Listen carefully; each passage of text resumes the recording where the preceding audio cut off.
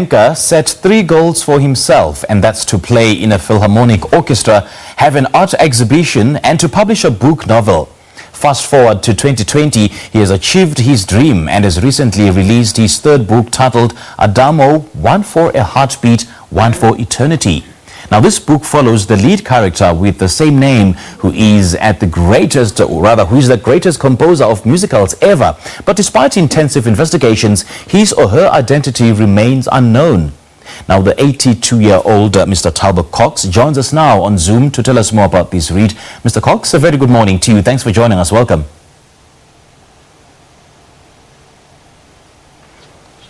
Hi, Mr. Cox. Good morning. Mr. Cox, good morning and a warm welcome to Morning Live. Yes, I can. Oh, there you go. There you go. Very good morning and a warm welcome, Mr. Cox. Can you hear me? Yes, I can hear you. All right. Now, this is your 3rd book, isn't it? But debut novel. Tell us about what really propelled you to attempt a hand at writing a novel through this book. Well, you know, when I first started out in my retirement, I set myself a goal to write and publish a book. And having achieved that with my first book, Senior Moments, and then after that another book, Charcoal Portraits from Photographs, I had the germ of this novel in my mind, and it's sort of been festering for some years until I sort of felt compelled to put it down on paper. Now, talk to us about the title of the book and also how the name Adamo came about. Adamo actually means a very loose Latin term for I love life. Okay. And I sort of feel that the overlying theme of the book is somebody that is in seclusion and is sort of yearning towards getting back into a normal life and not being able to. So the word Adamo came to me as a general feeling of loving life. And perhaps one of the interesting aspects of the plot is the more than £1 billion of royalties that have been amassed over the years. Tell us more about this. Well, you know, as a professional musician, I've often been aware of the fact that whenever we play a piece of music or an orchestra performs, royalties have to be paid. And these royalties, you know, if you consider that Adamo was the greatest composer of musicals ever, and you can just imagine the amount of royalties that have accumulated as his music or his or her music was played in just about every country of the world, every city of the world, wherever there's music, Adamo's music was being performed. So over a period of over 15 years, you can imagine the amount of money that's been accumulated. Yeah.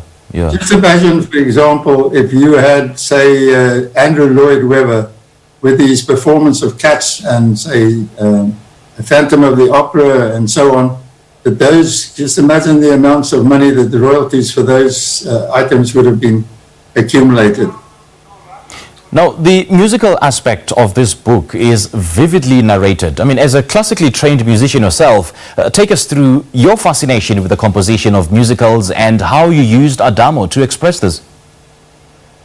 Well, you know, one of the passions in my life is music.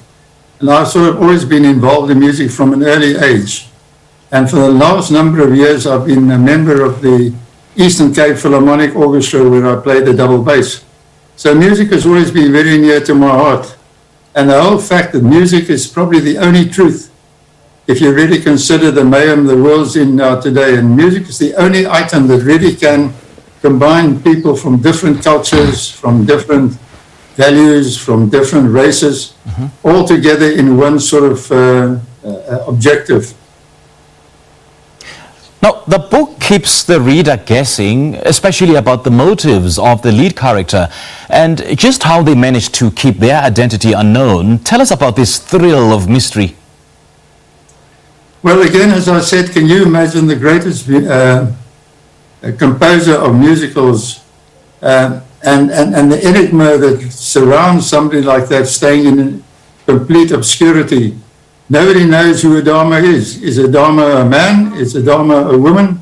Is it a collective? Who is Adamo? This character that writes these fantastic musicals which appear sort of once every 6 months. So you can imagine the world's been trying to find out the identity of Adamo over the years. And they've employed the best detective agencies, they've employed the best psychologists to try and put a psychoanalysis of who Adamo could be, and all to no avail. They just couldn't find out who Adamo is. But then also the enigma of why is Adamo writing these musicals and not interested for one bit of trying to get some financial gain out of it.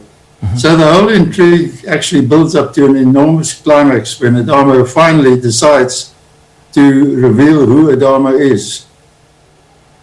Let's talk about the role then that Adamo's last composed musical, One for a Heartbeat, One for Eternity, and the kind of impact really it has on the youth around the world. Well, you know, if you really consider the world as it is today, the man's had his emancipation over the years, and now the woman is also being emancipated.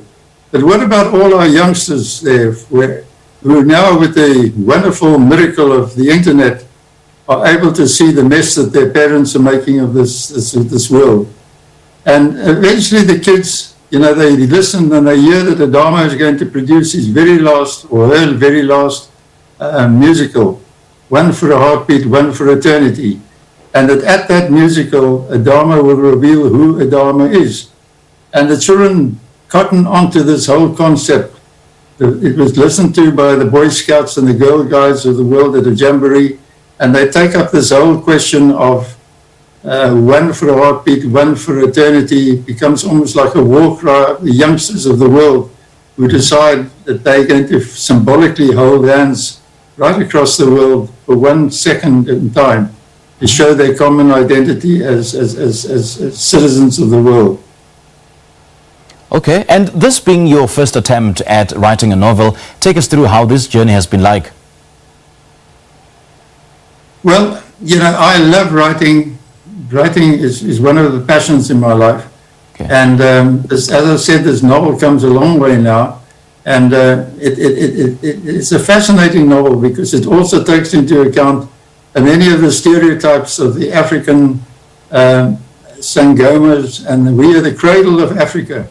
And it melds together the whole concept of the what one can say the African mysteries of the sangomas and so on, into the westernized milieu. Right, and what was perhaps the hardest part or the challenging part of putting this book together and on the shelves? What's the hardest part to the book on the shelf? Yes, well, I didn't quite get your question, sorry.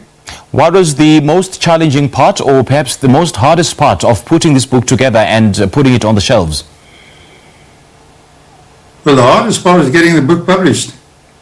Something is, writing a book is the easiest part. My golly, you know, that's by far the easiest part. After that, finding a publisher is almost impossible.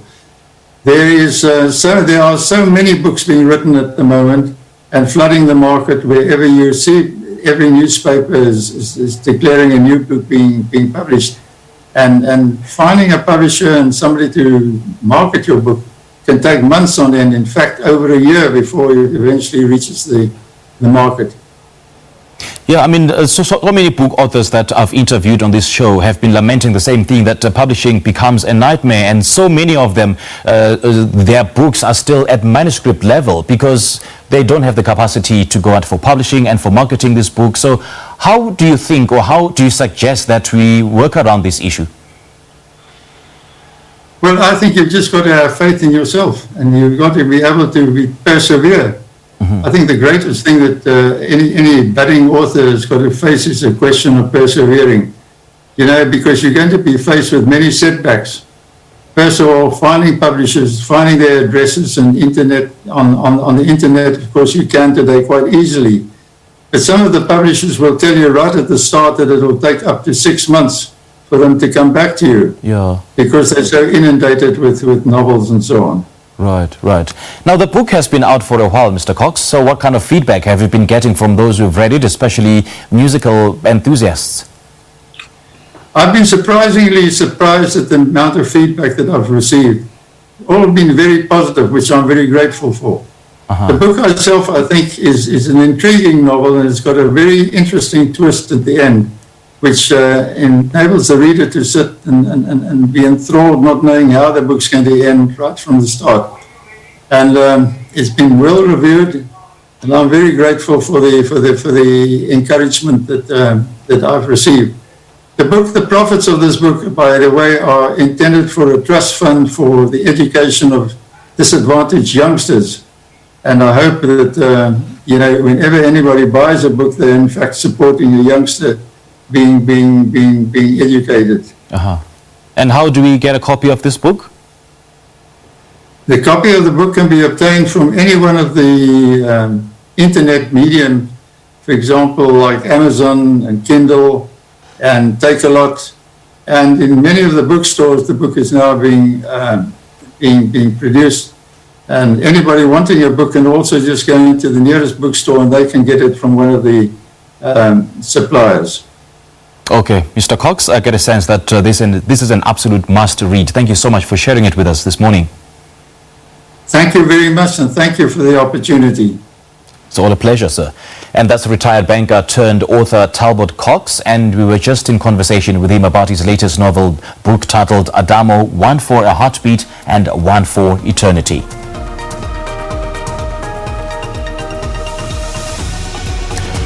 All right, this is what we're asking you this morning. What are some of the stories or events that caught your attention this past week?